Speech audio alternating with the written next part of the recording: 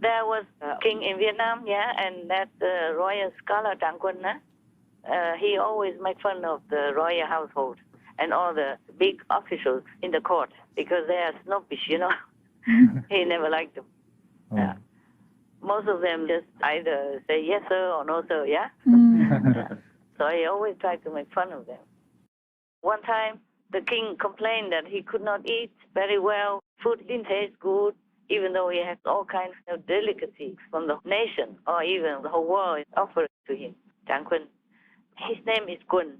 And Trạng means this royal scholar who passed with flying colors the royal exam. So we call him Trạng, means royal scholar, the best in the country. So one time the king asked his royal scholar what kind of food he eats because he complained that the food doesn't taste good to him. And he asked Trạng Quỳnh whether or not he has any problem with that. He said, no, every day I eat and sleep well. So the king felt very envious. He said, well, what did you eat then? Huh? Can you tell me? He said, oh, I eat all kinds of good stuff. So the king said, oh, can you make some for me? He said, of course, sure. Please come to my humble hut and then we will prepare it for you. Yeah. So the next day, the king came, but the scholar said, you must not eat anything in advance, yeah? Otherwise it won't taste good. So he didn't eat anything. The king came with an empty stomach, with high expectations. The king went there and then he let the king sit there and drink some tea. And then meanwhile, behind the house, the kitchen area, the boom, boom, bang, bang, chop, chop, tick, tick, all the time. And you hear the wood fire cracking and hear the water boiling even, yeah, next door. Wow, the king was so happy and waited very well.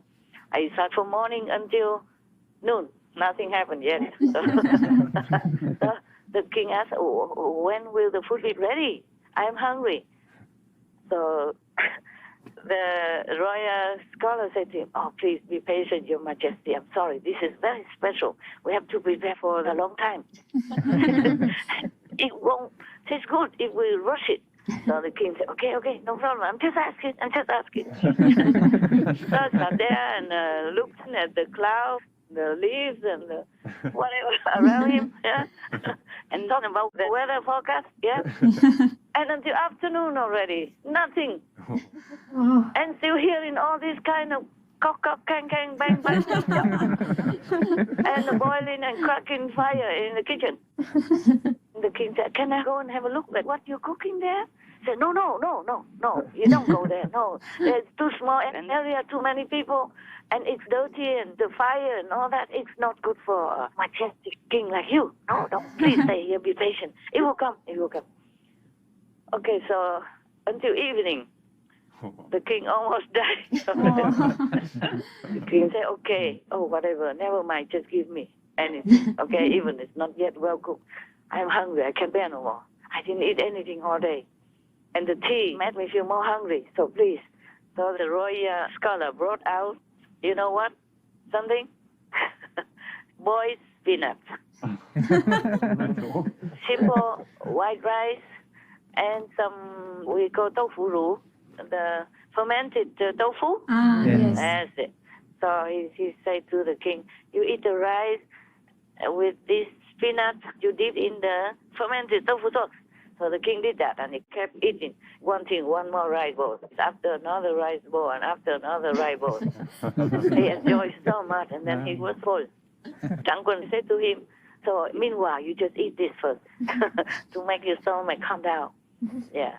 And don't eat a lot so that you can still enjoy the main course. It tasted so good. The king was hungry and ate one bowl after another and kept asking for more until he was full, and then he lay down there tired.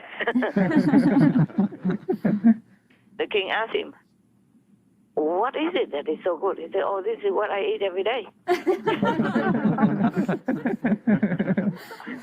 So the king said, this is what you call all the precious things, delicacy? He said, yeah, for us it's like that. Because I don't have a lot of money. I don't take bribes for anything, so I live by my means. And whenever I'm hungry, all these things taste delicious to me. Yes.